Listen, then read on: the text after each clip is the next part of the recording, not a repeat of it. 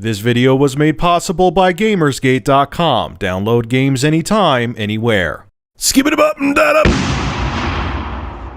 up! My favorite topic. Are consoles dying? I hate talking about this because when I give my honest opinion, it makes people very angry. It's a very touchy subject. It's like the equivalent of talking about religion or politics when it comes to tech. It just stirs up a lot of emotion, but I'm not going to change my mind on it just to appease people and be like, oh yeah, consoles are going to be here forever. Just anyone that says differently is an idiot.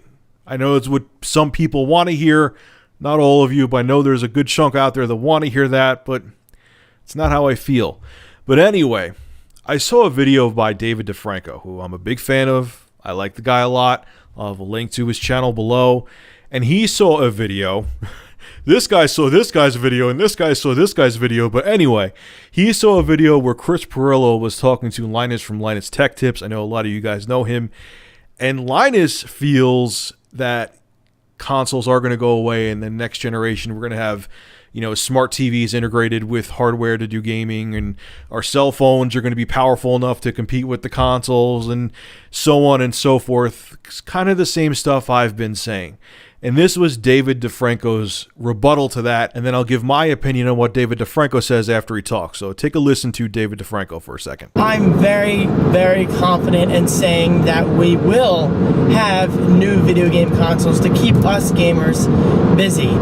For one main reason, Chris and Linus were talking about this in regards to mobile games and how they're taking over because games like Angry Birds and whatever are so popular on devices such as the iPhone, iPod Touch, iPad, Android devices, Windows Phone devices, and even some BlackBerry devices here and there.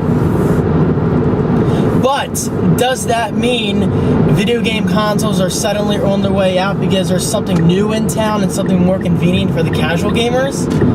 No, of course not, guys. It's all about immersion. Oh, with the Angry Birds, I'm so tired of that cliche rebuttal. First off, I just watched their whole video. Never once did they mention Angry Birds. And secondly, they're not talking about the casual market, David.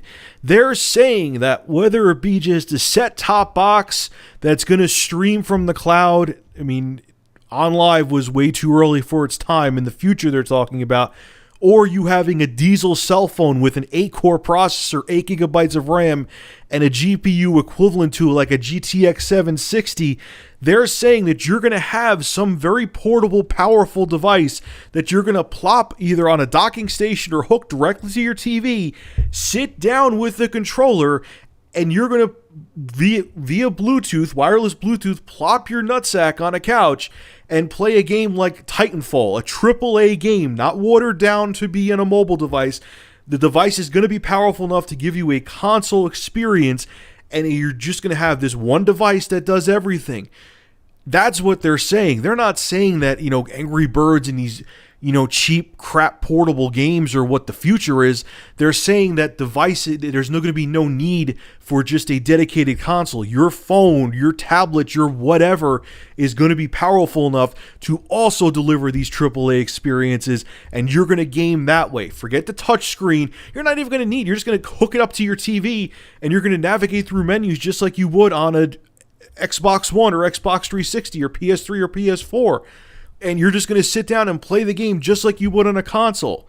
It's coming, and that's what they're saying. And you know what? I agree with them. This is what else he had to say. I love games on my iPad. I love games like Angry Birds, Cut the Rope, and even ports of PS2 titles like Grand Theft Auto 3, which has been available on the iPad for, I think, at least a year now.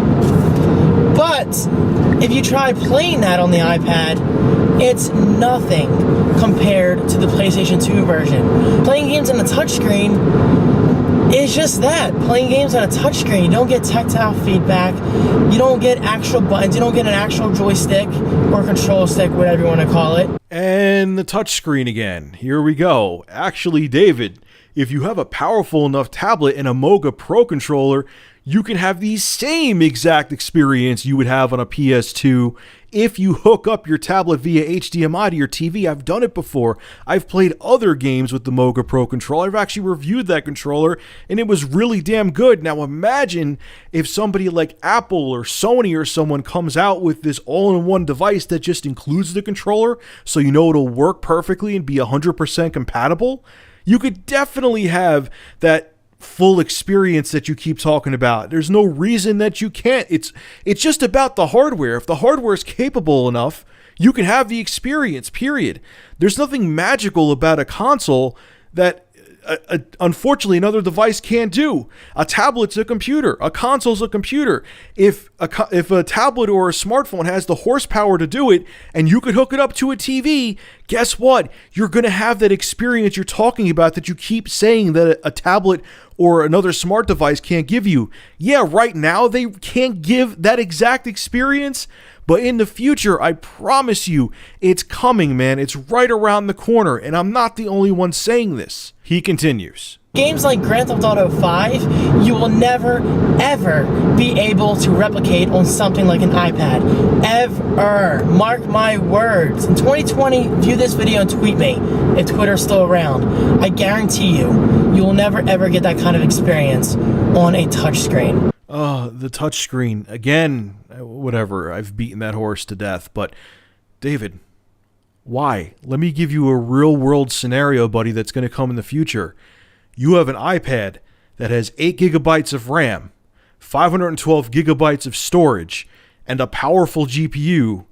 Please explain to me why it couldn't run Grand Theft Auto 5. Why? Because it's a tablet? It doesn't matter what the device looks like. It matters what kind of computing power it will have. And tablets in the future and smartphones in the future will have that kind of computing power. So why, David, couldn't they play Grand Theft Auto 5? You didn't even explain your point. You were just like, oh, there's the touchscreen, so it can't. The touchscreen is a moot point. You don't even have to worry about it. You're going to have it hooked up via HDMI or some docking station to your TV, and you're going to sit down again on the couch with the controller. It's all about the computing power. If my ass cheek had an Intel Core i7 and a GTX 760, and they come out with a PC version of Grand Theft Auto 5, you could play Grand Theft Auto 5 on my ass cheek. It doesn't matter what the device looks like or what shape it is. If it has the computing power, you're going to be able to play games on it. And in the future, tablets will have that kind of horsepower. Smartphones will have that kind of horsepower. So yes, let's get on Twitter in the year 2020, and I guarantee you will be wrong, and we will see AAA games on small devices because they're going to have that horsepower. Everyone's saying it. It's inevitable. The technology in smartphones and smart devices now is like quadrupling every year. It's progressing at lightning speed. It's going to get there. And I promise you, by like halfway through this generation, or maybe 6 years in, we're going to have tablets and smartphones that are more powerful and more gaming capable than the Xbox One and PS4. And they're saying they're going to be 10-year systems. So halfway through the life of these consoles, we're going to have portable devices that are going to dwarf them when it comes to visuals and horsepower when it comes to gaming. Let me just say, Grand Theft Auto 5 set an entertainment record. Not just a video game record, an entertainment record. They made so much freaking money. So if that says anything about the future of console gaming, well then, there you go. So if cell phones currently now, which they aren't yet, were capable of playing Grand Theft Auto 5, the same way you play on consoles, once again, sitting comfortably on a couch with a controller in your hand, you're saying it wouldn't have sold on there?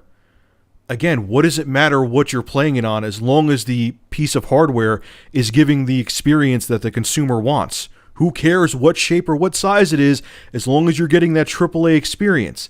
That makes no sense, David. It's like, okay, if something's a different shape than a conventional console, even though it's capable of playing the game, it won't sell well because I don't like the way it looks on my desk. Again, they're just computers. If they could have the right amount of computing power and could give the right experience, it doesn't matter what it looks like. As long as you could game on it and game the way you want to, that's all that matters. So if Grand Theft Auto 5 could run easily on a cell phone or an iOS device or an Android device, tablet, whatever, people would have bought it. Come on. Look, first and foremost, I'm going to end this video like this. I'm a big fan of David DeFranco.